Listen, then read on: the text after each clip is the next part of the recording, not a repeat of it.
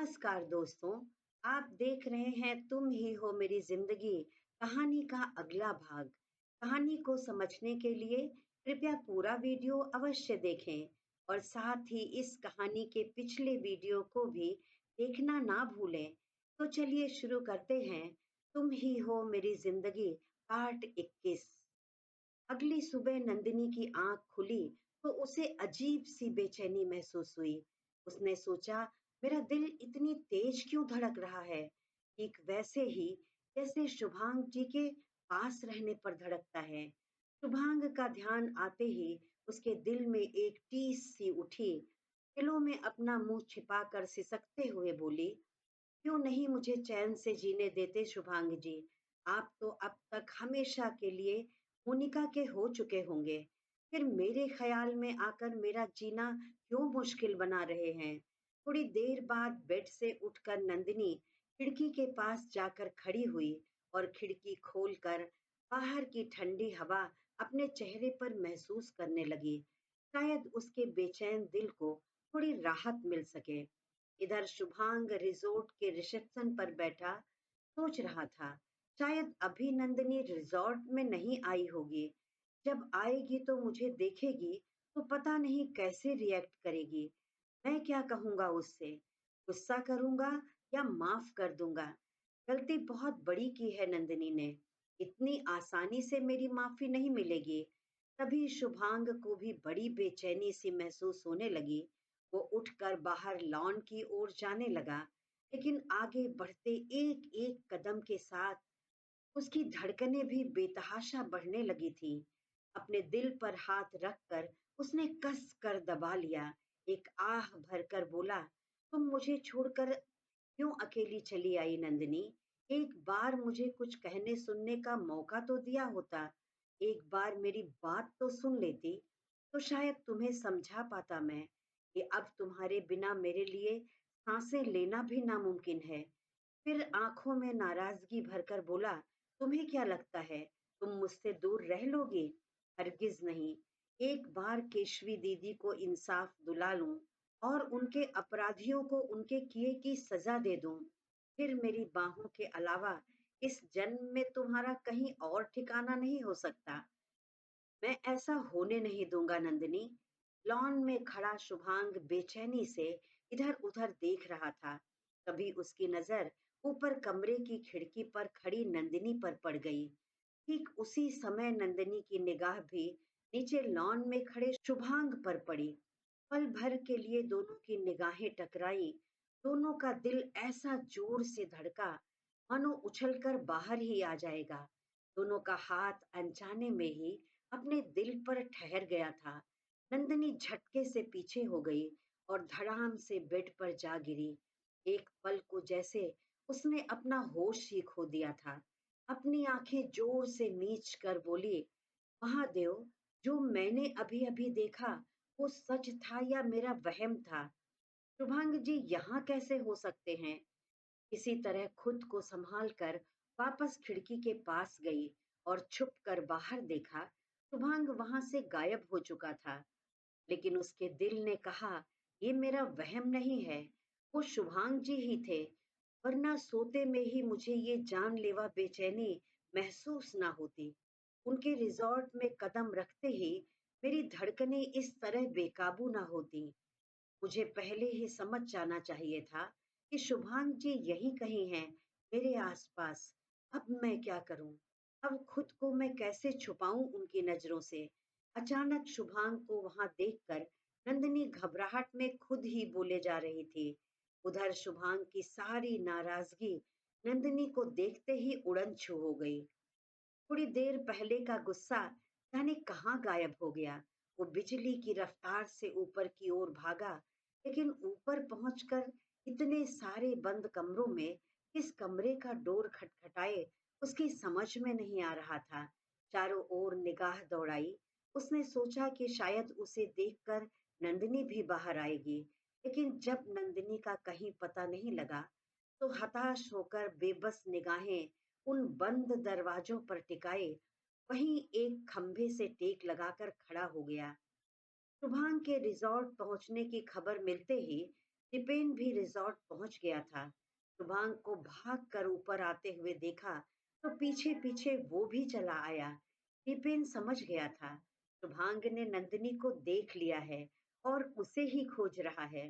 दीपेन दूर से खड़ा शुभांग की हालत देखकर दुखी मन से बोला, वाह रे मोहब्बत, लोग सच कहते हैं तू बड़ी बेरहम है। किसी ने सपने में भी नहीं सोचा था कि अक्खड़ मिजाज शुभांग आर्य, जिसके गुस्से से बड़े बड़े बिजनेसमैन, बिल्डर और ठेकेदार कांप जाते हैं, वो आज एक लड़की की मोहब्बत में इतना बेबस और लाचार हो जाएगा।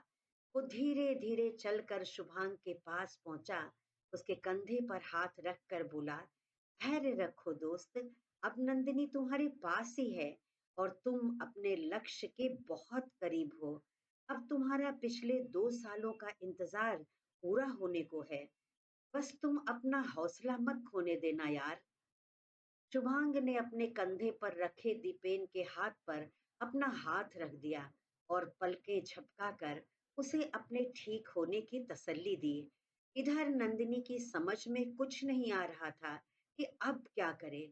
उसने कहा, शुभांग जी पर मोनिका का हक है, इसलिए उनकी जिंदगी से मैं इतनी दूर चली आई। लेकिन महादेव, मुझे तो ऐसा लगता है कि जैसे मेरी जिंदगी भी धरती के साथ साथ गोल गोल घूम रही है। मैं कहीं भी चली जाऊं, घूम फिरकर वापस शुभांग जी के पास ही पहुंच जाती हूँ। मेरी किस्मत एक बार फिर मुझे शुभांग जी के करीब ले आई। फिर कुछ सोच कर कहा, हाँ, निधि को फोन लगाती हूँ, वही कोई रास्ता बताएगी। नंदिनी निधि को कॉल लगाने लगी। इधर निधि के फोन पर नंदू फ्लैश करने लगा तो निधि घबरा गई। उसने कहा, अब इस नंदू को क्या जवाब दूंगी? अकुड़ू चंद ने तो कहा था पालमपुर पहुंचने के पहले तुम नंदिनी को कुछ नहीं बताओगे। दरअसल शुभांग ने शादी में निधि को भी विद फैमिली इनवाइट किया था। निधि और उसके मम्मी पापा आर्य फैमिली के साथ ही आज शाम की फ्लाइट से पालमपुर के लिए निकलने वाले थे।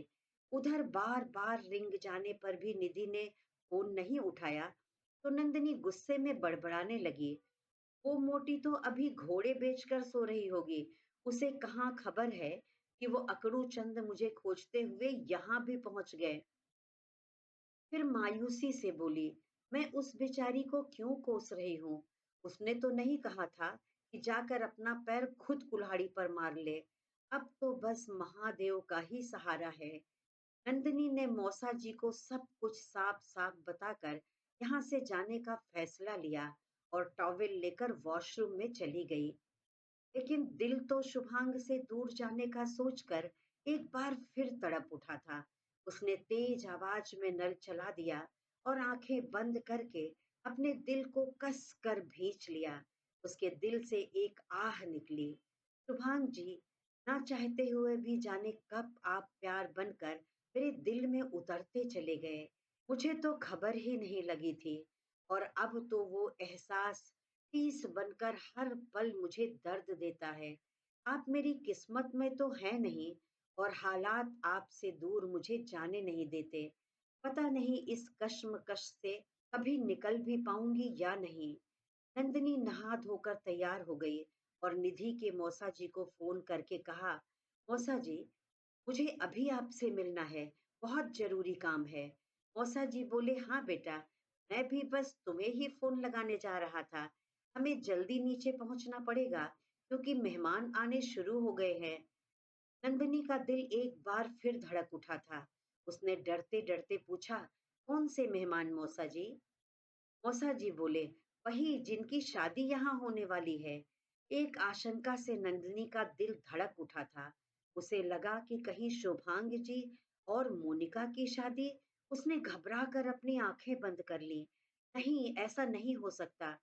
महादेव मेरे साथ इतना बड़ा प्रैंक नहीं कर सकते। उसने अटकते हुए पूछा, क्या नाम है उनका मौसा जी? तब तक मौसा जी का फोन कट गया था। नंदिनी दौड़कर खिड़की के पास पहुंची। वहां से मेन गेट और उसके आसपास का एरिया साफ नजर आ रहा था। अचानक उसकी निगाह गेट के अंदर लगे एक सजे हुए बोर्ड पर जा पड़ी, इसमें बहुत ही सुंदर फूलों से लिखा हुआ था, शुभांग वेट्स मोनिका। अब सारी बात नंदिनी की समझ में आ गई थी। इस रिजॉर्ट में जिस शादी की तैयारी में नंदिनी इतने जोर शोर से लगी थी, वो किसी और की नहीं बल्कि शुभांग की शादी है। उसने कहा, कहीं ऐसा तो नहीं मौसा जी को सब कुछ पता है और उन्होंने जानबूझकर मुझसे ये बात छुपाई। वो अपने विचारों में बुरी तरह से उलझ गई थी। उसका सिर जोर से चकराने लगा। अपना सिर पकड़कर वहीं खिड़की के पास जमीन पर ही बदहवास सी बैठ गई। उधर नंदिनी की कांपती आवाज से मौसा जी ये समझ गए थे, जरूर नंदिनी ने शुभांग को देख लिया है या किसी और तरह से उसे इस बात का आभास हो गया कि रिजॉर्ट शुभांग और मोनिका की शादी के लिए बुक है। वो जल्दी जल्दी नंदिनी के रूम में पहुंचे। दरवाजा खटखटाने की आवाज सुनकर नंदिनी ने लड़खड़ाते हुए आकर दरवाजा खोल दिया। उसके चेहरे का रंग उड़ चुका था, शरीर कांप रहा था। उसकी हालत देखकर मौसा जी घबरा गए। जल्दी से नंदिनी को गले से लगाते हुए पूछा, क्या बात है बेटी, तुम्हारी तबीयत तो नहीं खराब है? नंदिनी उनके सीने से लगकर सिसकने लगी। मौसा जी की आंखें भी नम हो गई थीं। उन्हें सब कुछ पता था। पहले तो निधि ने बताया था कि अपनी सौतेली माँ के कारण नंदिनी जबलपुर से बाहर जाकर नौकरी करना चाहती है। लेकिन जब शुभांग ने उन्हें फोन करके ये कहा था कि उनके घर और रिजॉर्ट में नंदिनी को किसी प्रकार की तकलीफ नहीं होनी चाहिए और मेरे सिक्योरिटी गार्ड आपके रिजॉर्ट में ही रहेंगे, इसकी खबर नंदिनी को नहीं लगनी चाहिए। उसने अपनी शादी की बात भी नंदिनी से छुपाने को कही थी। तभी मौसा जी की समझ में सारी बात आ गई थी। उन्होंने निधि और उसके पापा से विस्तार में पूरा मामला समझ लिया था और इसे महादेव की आज्ञा समझकर स्वीकार भी कर लिया। उन्होंने सोचा, महादेव की महिमा को कौन समझ सकता है? शायद वो कोई चमत्कार कर दें और नंदिनी शुभांग एक हो जाएं। बस इसी आशा में वो शुभांग का साथ दे रहे थे। नंदिनी रोते हुए बोली, आपको सब पता था ना कि यहाँ शुभांग जी और मोनिका की शादी होने वाली है, फिर भी आपने मुझसे जानबूझकर सब छुपाया। नहीं, शायद आपको शुभांग जी ने छुपाने को कहा था। मैं तो आप सब पर भरोसा किए बैठी थी, लेकिन सब ने मेरा भरोसा तोड़ दिया। कहकर नंदिनी जोर से रोने लगी। मौसा जी उसके सिर पर हाथ फेरते हुए बड़ी लाड से बोले, तुम मेरी बेटी की तरह हो नंदिनी। मैं ऐसा कुछ नहीं करूंगा जो तुम्हारे लिए गलत हो। मेरी एक बात गांठ बांध लेना बेटा, जब मुसीबत सामने खड़ी हो तो मुंह फेर कर भागना कायरता होती है। जो डट कर सामना करता है वही जीतता है। नंदिनी सिसकते हुए बोली, लेकिन मुझे कोई जीत नहीं चाहिए मौसा जी। मुझे तो बस शुभांग जी और मोनिका की जिंदगी से दूर जाना है। मैं उनकी शादी में कोई अड़चन नहीं बनना चाहती। मौसा जी ने कहा, कोशिश तो किया था ना तुमने दूर जाने के लिए, लेकिन क्या हुआ? महादेव फिर तुम्हें एक साथ ले आए। नंदिनी नाराजगी से बोली, महादेव नहीं मौसा जी, ये सारी साजिश शुभांग जी की रची हुई है। मैं उन्हें अच्छी तरह से जानती हूँ। बहुत जिद्दी और गुस्से वाले हैं वो। उनका कोई अपना उनकी मर्जी के खिलाफ चले, ऐसा वो होने नहीं देंगे। लेकिन मैं भी उनकी मनमानी नहीं चलने दूंगी। फिर हाथ जोड़कर कहा, मुझे माफ कर दीजिए मौसा जी। अब मैं और आपके रिजॉर्ट में नौकरी नहीं कर पाऊंगी। आज ही यहाँ से चली जाऊंगी। मौसा जी ने नंदिनी का हाथ पकड़कर उसे सोफे पर बिठाया और उसके सामने खड़े होकर बोले, तुम समझदार और बालिग हो बेटा। अपनी जिंदगी के लिए कोई भी फैसला ले सकती हो। लेकिन दो बातें कहना चाहूंगा। अगर शुभांग से सच्चा प्यार किया है तो उसके दिल की बात भी तुम्हें समझनी चाहिए। इस समय शुभांग कितनी कठिनाई से जूझ रहा है। उनकी लड़ाई तो अपनों से ही है। ऐसे में क्या तुम्हें एक दोस्त होने के नाते उनका साथ देने की बजाय उन्हें इस कठिन दौर में अकेला छोड़कर भाग जाना चाहिए? सॉरी बेटा, लेकिन तुम शायद सेल्फिश हो गई हो।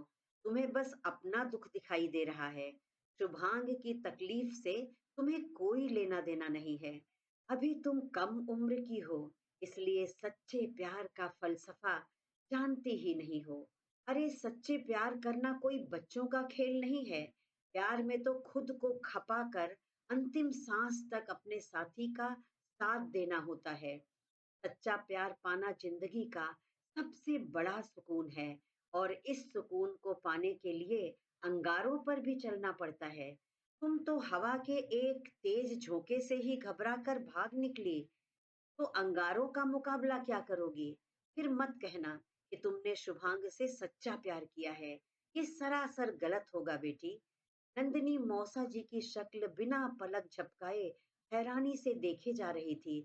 इतनी दूर तक तो उसने सोचा भी नहीं था। मौसा जी फिर बोले, और दूसरी बात, तुमने मुझसे नौकरी मांगी और मैंने तुम पर विश्वास करके तुम्हें अपने रिजॉर्ट में एक बड़ी जिम्मेदारी की नौकरी दे दी। किसी को अपने बिजनेस में रिश्ते नाते के कारण बड़ी जिम्मेदारी नहीं दी जाती, बल्कि इंसान की काबिलियत पर उसे कोई ओहदा मिलता है। मैंने भी तुम्हें काबिल समझकर इतनी बड़ी पार्टी की शादी की जिम्मेदारी तुम्हें दी थी, जिसे तुम अधूरा छोड़कर चली जाना चाहती हो।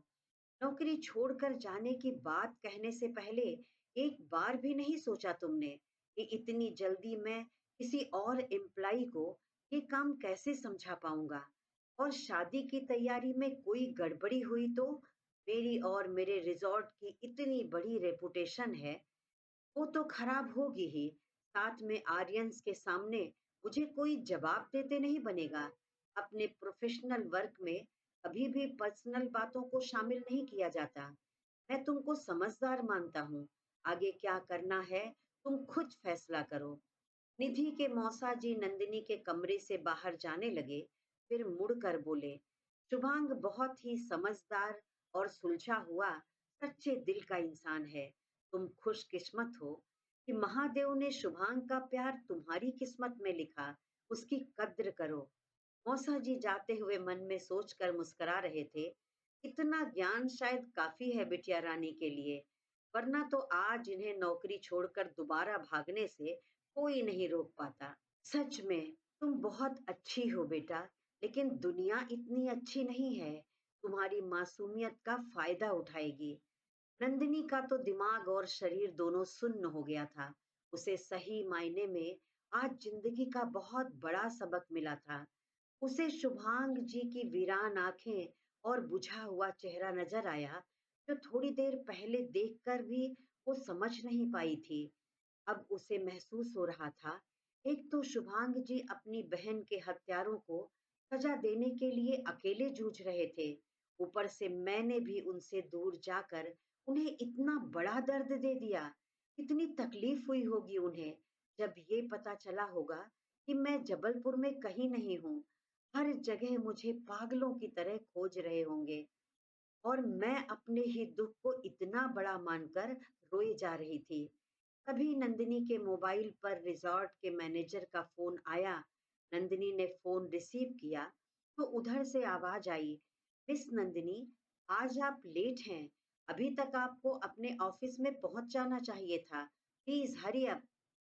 यस सर, मैं तुरंत आती हूँ, कहकर नंदिनी ने अपने आंसू पोंछे और अपने मन में एक मजबूत इरादा करके कमरे से बाहर निकल आई। इधर शुभांग रिजॉर्ट के एक रूम में दीपेन के साथ बैठा था। सामने टेबल पर लगा नाश्ता ठंडा हो रहा था, जिसे दीपेन बड़ी शिद्दत से घूर रहा था और शुभांग किसी गहरी सोच में डूबा अपने माथे पर एक उंगली फिराए जा रहा था। जब दीपेन की भूख बेकाबू हो गई तो उसने शुभांग का ध्यान भंग करते हुए कहा, बस कीजिए महात्मा जी, सारा चिंतन अभी कर लेंगे या खाने पर भी अपनी नजरें इनायत करेंगे। नाश्ता बेचारा टेबल पर पड़े पड़े अपनी किस्मत को रो रहा होगा कि किस अकड़ू की टेबल पर सजा हूं मैं आज, जिसने एक बार भी मेरी ओर प्यार से देखा तक नहीं। शुभांग ने दीपेन की ओर गुस्से से घूर कर देखा और बिना कुछ बोले खिड़की से बाहर देखने लगा। दीपेन उसके सामने आकर खड़ा हो गया और बोला, अब बता भी दे यार, किस बात पर इतना परेशान हो रहा है? नंदिनी से मिलना है? तू एक बार हुक्म तो कर, मैं अभी 1 मिनट में उनको तेरे सामने हाजिर करता हूँ। शुभांग ने ना में सिर हिलाते हुए कहा, नहीं, अभी नहीं मिलना मिस नंदिनी से मुझे। इतनी आसानी से उन्हें मेरी माफी नहीं मिलेगी। दीपेन परेशान होकर बोला, फिर कौन सी बात है जिसका हल तू अकेले ढूंढ रहा है? इस नाचीज पर भी थोड़ा तो भरोसा करके देख। हो सकता है मैं ही कोई हल निकाल सकूं। शुभांग ने एक गहरी नजर दीपेन पर डाली और सीरियस होकर बोला, एक बात मेरा दिमाग उलझा रही है यार। आज जब मैं एरोप्लेन से नीचे उतरा तो मेरी मुलाकात आरवी से हुई। वो भी मेरी ही प्लेन से जबलपुर से पालमपुर आया था। दीपेन हैरानी से बोला, क्या आरवी? लेकिन वो तो इंडिया में ही बहुत कम रहता है। फिर उसे यहाँ पालमपुर में क्या काम पड़ गया? वैसे तुमने तो अभी किसी को शादी में इनवाइट नहीं किया है। कहीं युवराज ने तो उसे नहीं बुलाया? शुभांग ने कहा, हाँ, वही तो। हमारी हाय हेलो हुई तो मैंने उससे पूछा, यहाँ कैसे? उसने कुछ क्लियर ना बताकर घुमा फिरा कर जवाब दिया। बोला, किसी बड़े प्रोजेक्ट के सिलसिले में पालमपुर आया हूँ। उसके बिजनेस को लेकर मुझे तो पहले ही कुछ अजीब सा लगता है, क्योंकि वो क्या काम करता है, सीधे तौर पर तो किसी को कुछ नहीं मालूम। दीपेन ने शुभांग को परेशान होते देखा तो उसके सिर पर हाथ रखकर उसके बाल बिगाड़ते हुए बोला, तू एक काम कर, तेरे पास पहले से ही परेशानियां बहुत कम हैं, ऐसा क्यों नहीं करते, भगवान से कहकर कुछ और परेशानियों का कॉन्ट्रैक्ट ले ले। फिर अपन दोनों बिजनेस का काम छोड़कर सबकी उलझने सुलझाते रहेंगे। अकड़ू कहीं का। अब तू पालमपुर में आ गया है तो क्या पालमपुर की धरती पर सब तेरी मर्जी से आएंगे जाएंगे? अरे जिसको आना है आए और जिसको जाना है जाए। तुझे क्या लेना देना? सबका ठेका ले रखा है क्या तूने? शुभांग ने अपने सिर पर रखा दीपेन का हाथ कसकर झटक दिया। अपने बाल संवारते हुए गुस्से से उसे घूर कर बोला, हाउ डेयर यू, तुम्हारी हिम्मत कैसे हुई मेरे बालों को हाथ लगाने की? दीपेन उसकी लाल आंखें देखकर एक बार तो सहम गया, लेकिन तुरंत खुद को नॉर्मल करते हुए बोला, अले मेले बाबू सोना की हेयर स्टाइल बिगड़ गई। मिस नंदिनी को बुलाऊं क्या आपके बालों पर हाथ फेरने के लिए? फिर हंस कर बोला, साले जाने कितनी बार मैं तेरे सिर की चंपी कर चुका हूँ। मिस नंदिनी ने हाथ लगा दिया तो इतने कीमती हो गए तेरे बाल कि मैं छू भी नहीं सकता। एहसान फरामोश सब भूल जाता है साला। शुभांग के होठों पर एक दबी सी मुस्कान आ गई। वो नकली गुस्से से दीपेन को मारने दौड़ा तो दीपेन चौकड़ी भरते हुए पूरे कमरे में इधर उधर दौड़ने लगा। शुभांग उसे पकड़ने के लिए उसके पीछे भाग रहा था। थोड़ी देर की उछल कूद के बाद शुभांग ने उसे दबोच लिया और अपने बिस्तर पर पटक कर उसे कूटने लगा और हंसते हुए बोला, आजकल बहुत उड़ने लगा है तू। जब देखो नंदिनी के नाम पर मुझे छेड़ता है। आज ऐसा धुनूंगा साले कि 2 दिन तक उठ भी नहीं पाएगा। दीपेन नाटक करते हुए चिल्ला रहा था, अरे कोई बचाओ बेचारे बच्चे को इस भूखे जल्लाद से, मुझे ही मार कर खाने पर तुला है। नंदिनी जी प्लीज आइए, इस जंगली बिल्ले को आप ही काबू में कर सकती हैं। शुभांग ने कस कर उसका मुंह दबा दिया और उसकी पीठ पर घूंसे बरसाने लगा। थोड़ी देर बाद दोनों चुपचाप शांत बैठे नाश्ता कर रहे थे। इधर रिजॉर्ट के पास में ही बने एक होटल में एक लंबा सा मजबूत कद काठी का आदमी इंटर करता है। रिसेप्शन पर बैठी लड़की के सामने जाकर उसे गहरी नजरों से ही स्कैन करते हुए अपना कार्ड उसे देकर भारी आवाज में बोला, माई सेल्फ आरवी, आपके होटल में मेरा रूम बुक है। कार्ड पकड़ाते हुए उसने जानबूझकर रिसेप्शनिस्ट की उंगली अपनी 2 उंगलियों के बीच दबा लिया। लड़की ने हैरानी से उसकी तरफ देखा। उसके सामने एक नौजवान खड़ा था।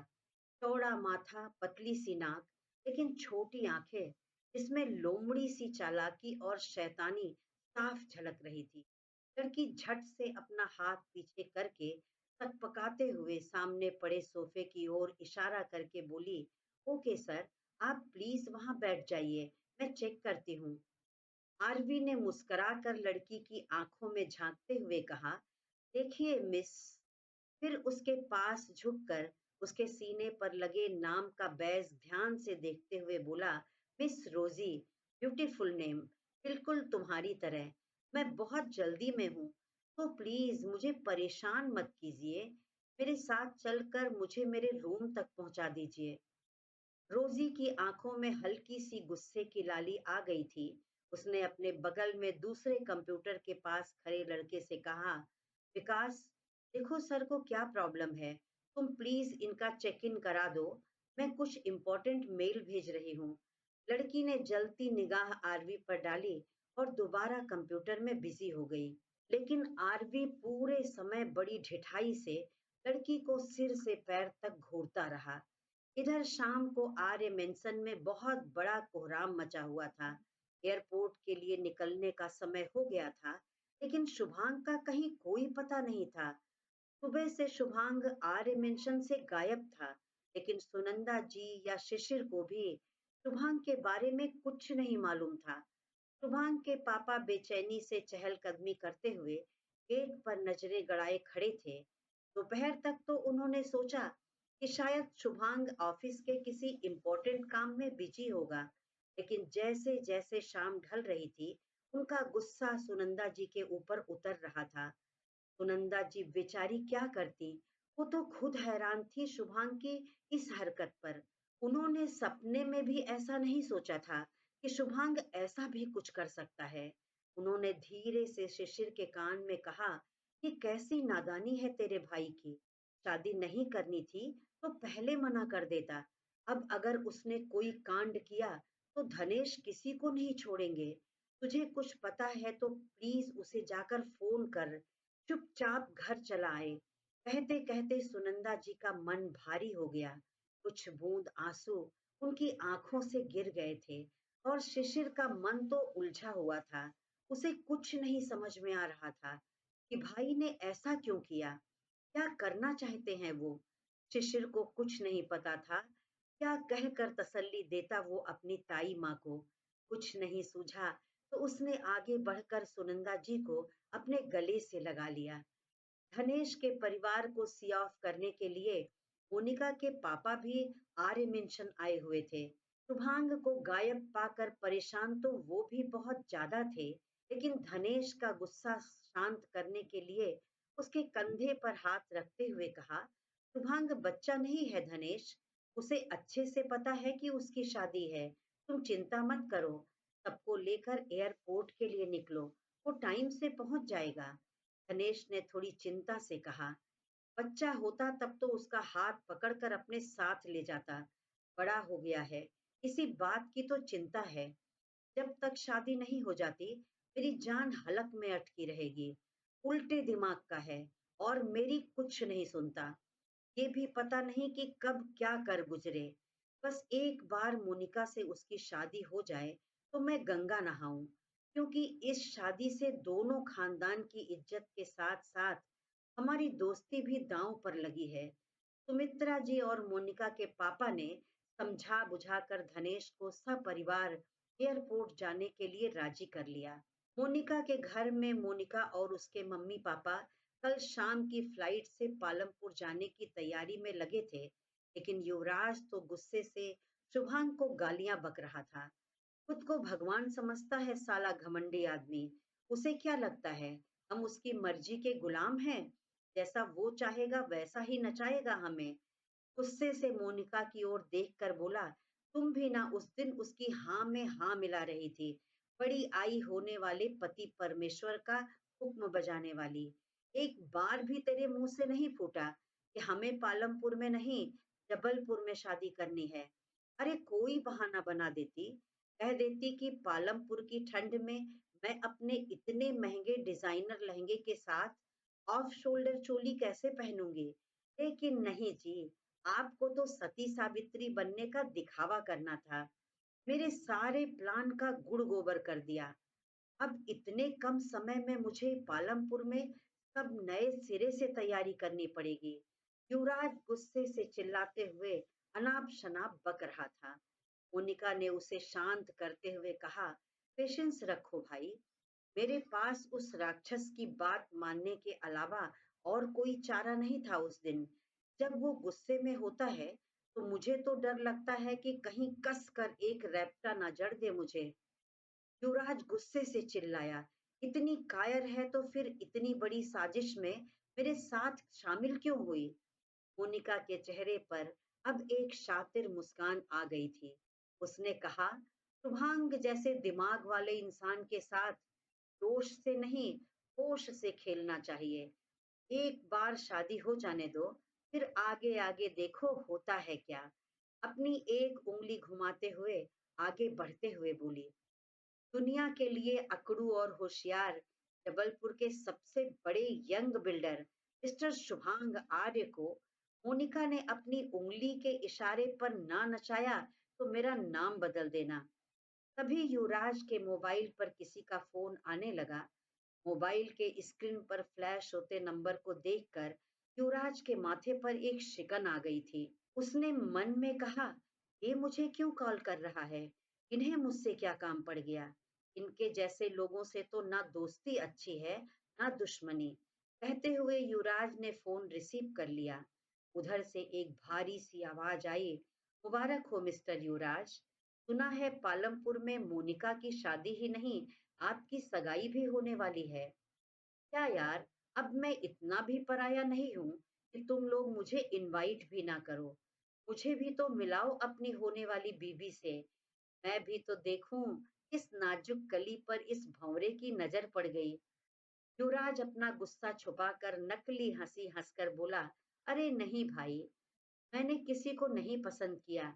वो तो घर वाले और धनेश अंकल मुझे शादी के लिए फोर्स कर रहे हैं। और आपको क्यों नहीं बुलाएंगे? आप भी तो हमारे परिवार के सदस्य हैं। पालमपुर का प्रोग्राम बड़ी जल्दी में तय हुआ, इसलिए हम किसी को इन्फॉर्म नहीं कर पाए। जल्दी ही आप लोगों को इनविटेशन मिल जाएगा। फोन करने वाले की तेज हंसने की आवाज युवराज के कानों में पिघले शीशे की तरह उतर रही थी। उस आदमी ने किसी तरह अपनी हंसी काबू करते हुए कहा, तुम अभी जबलपुर में ही हो? क्या यार, बड़े सुस्त निकले तुम तो। तुम्हारी वाली तो पालमपुर पहुंच भी गई और तुम अभी कल पहुंचने का इंतजार कर रहे हो। कहीं ऐसा ना हो कि तुम्हारी चिड़िया को तुमसे पहले कोई बाज ले उड़े। जल्दी निकलो, मैं भी पालमपुर पहुंच रहा हूँ। कहकर उसने फोन काट दिया। युवराज तो अवाक रह गया था। फिर गुस्से से दांत पीसते हुए बोला, इस साले कमीने को नंदिनी के बारे में कैसे पता? और ये कैसे जानता है कि नंदिनी पालमपुर में है? घबराहट से उसके माथे पर पसीना आ गया था। अपने सूखे होठों पर जबान फिराते हुए बोला, लेकिन नंदिनी पालमपुर में क्या कर रही है? मैंने तो उसके मम्मी पापा को नंदिनी के साथ पालमपुर कल पहुंचने को कहा था। हे भगवान, कहीं इस धूर्त चालबाज शैतान का टारगेट नंदिनी तो नहीं है? अगर ऐसा हुआ तो मैं इसकी जान ले लूंगा। नंदिनी मेरा शिकार है। मैं कब से उस कमसिन कली को अपनी बाहों में लाने के सपने देख रहा हूँ। उसे हासिल करने के लिए मैं किसी हद तक गुजर सकता हूँ। उधर फोन काटने के बाद उस आदमी ने शैतानी हंसी हंसते हुए कहा, अब आएगा असली मजा इस लड़ाई में। जब तक सामने दुश्मनों की फौज ना खड़ी हो, तब तक अकेले चिलगोजे से दुश्मन का मुकाबला करने में कैसा मजा। इधर पालमपुर के रिजॉर्ट में नंदिनी शादी की तैयारी में पूरी लगन से जुटी थी। सुबह से शाम हो गई, लेकिन नंदिनी शुभांग के रूम की तरफ एक बार भी नहीं गई और उसने पूरी कोशिश किया कि शुभांग की नजर में ना आए। शुभांग अपने परिवार को रिसीव करने के लिए एयरपोर्ट के लिए निकल रहा था। नंदिनी शुभांग के बारे में सोचते हुए कॉरिडोर में चली जा रही थी। अचानक पीछे से आकर शुभांग ने उसकी बांह पकड़ी और गुस्से में उसे अपने करीब लाकर एक पिलर के पीछे खींच लिया। क्रमशः साथियों, मेरी कहानी आपको कैसी लगी? अच्छी लगी हो तो कृपया लाइक कर दें और कमेंट में लिखकर जरूर बताएं।